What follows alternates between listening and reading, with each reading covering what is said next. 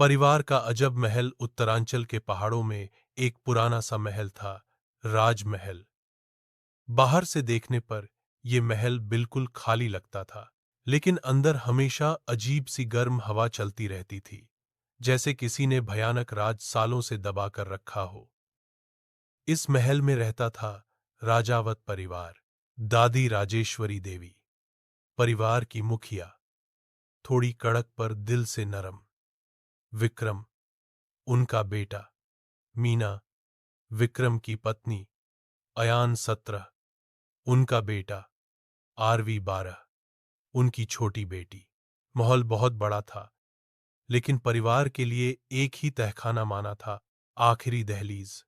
दादी ने हमेशा मना किया था, जिस दिन कोई उस दहलीज को पार करेगा, उस दिन राजमहल किसी का भी नहीं रहेगा।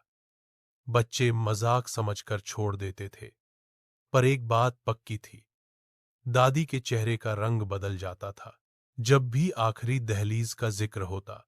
एक शाम अयान को महल के अंदर एक पुरानी अलमारी मिली। अलमारी के पीछे एक छोटा सा चंद्राकार दरवाजा छुपा था। उस पर लिखा हुआ था, सिर्फ वही खोल सकता है जिसके खून में राजमहल का जादू हो। आयन ने सोचा कि कोई मजाक होगा, पर जैसे ही उसने दरवाजे को छुआ, दरवाजा खुद खुद क्रैक की आवाज के साथ खुल गया। अंदर एक चांदी की किताब रखी थी, परिवार का बंधन, अस्तित्व ग्रंथ। जब आयन ने किताब खोली तो उसके सामने लिखा था, राजमहल एक जीवित महल है। यह अपनों को पहचानता है और परायों को सजा देता है। अयान के जिस्म में हल्की सी बिजली सी दौड़ी। क्या महल जीवित था? अयान ने किसी को नहीं बताया, पर उस रात से महल में हवाएं बदल गईं। दरवाजे खुद बंद होने लगे। पूरे महल में कहीं से घंटी बजने की आवाज आने लगी। कभी कभी अयान को लगता जैसे कोई उसके पीछे चल रहा हो। और सबसे अजीब, आरवी ने कहा कि उसने एक रोती हुई लेडी को दहलीज के पास देखा। दादी ने एक दिन सुबह सबको ड्राइंग रूम बुलाया। उन्होंने सीधे अयान से कहा, क्या तुमने अलमारी के पीछे क्या खोला? अयान हिला। दादी, वो छोटा दरवाजा। दादी का चेहरा सफेद पड़ गया। उन्होंने सबको बताया, राजमहल हमारा नहीं, हम राजमहल के हैं।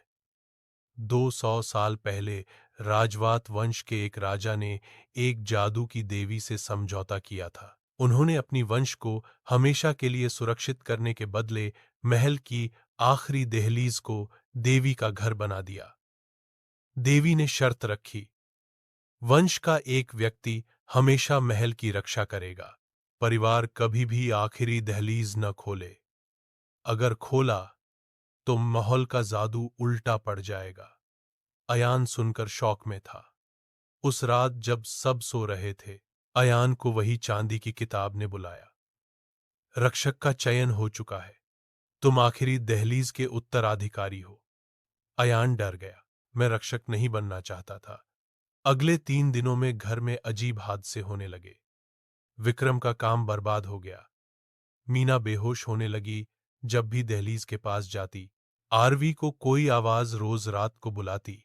एक रात अयान को दहलीज के पास एक अंदर से जलती हुई नीली रोशनी दिखी।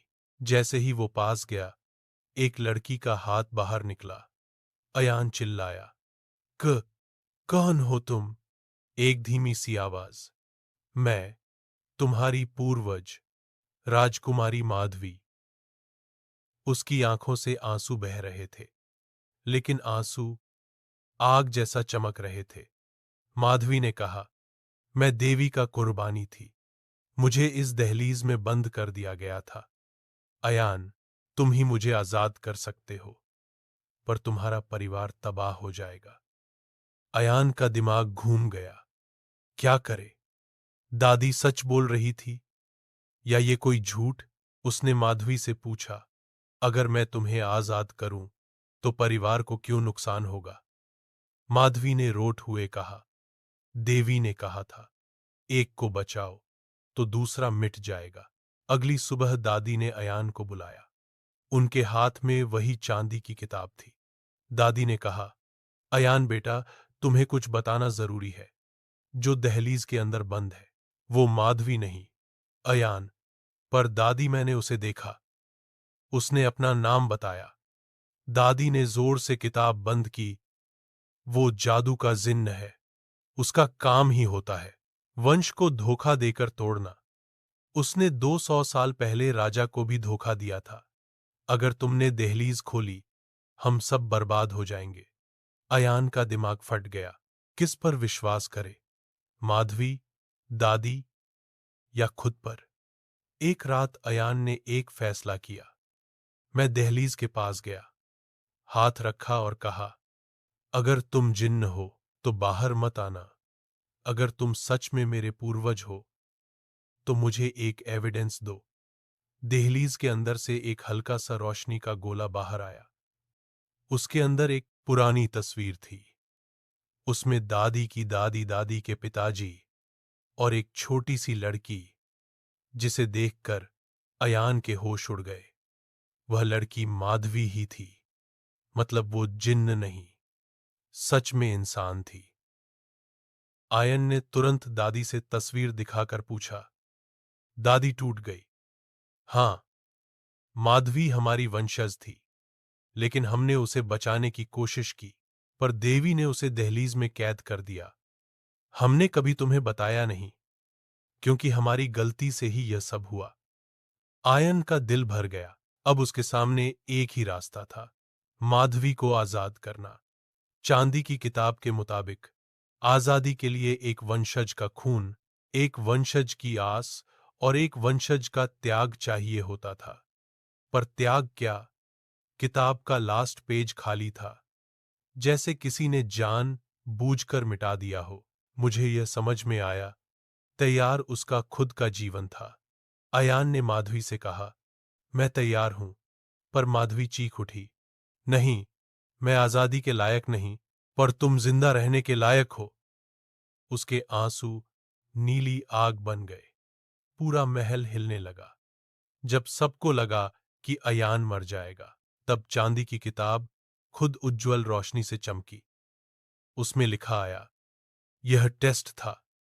रक्षक वो नहीं जो कुर्बानी दे, रक्षक वो है जो बिना स्वार्थ के दूसरे को बचाने की कोशिश करे। अयान का बलिदान सच्चा था, इसलिए देवी का श्राप टूट गया। आखिरी दहलीज खुल गई, पर इस बार उसमें से जिन्न, आग या साया नहीं। माधवी खुद बाहर आई, बिल्कुल इंसान, बिल्कुल जीवित। देवी की आवाज महल में गूंजी। वंश की शुद्ध नियत की वजह से श्राप मिटा दिया गया। राजमहल अब तुम सबका है और हमेशा रहेगा। अगली सुबह सब कुछ शांत था। हवाएं हल्का गीत गा रही थीं। महल पहली बार जिंदा लग रहा था, खौफ नहीं, सुकून से। माधवी अब राजवाट परिवार का हिस्सा थी और सबसे ज्यादा कनेक्टेड थी अयान से। आरवी भी खुश थी कि उसकी रोती हुई लेडी अब रोती नहीं, मुस्कुराती है। दादी ने अयान को गले लगाया। तुमने वो किया जो हम में से कोई नहीं कर पाया। राजमहल का दरवाजा बंद हो गया, लेकिन इस बार राज खत्म नहीं हुआ। राज अब उनका अपना था, परिवार का, प्यार का और विश्वास का।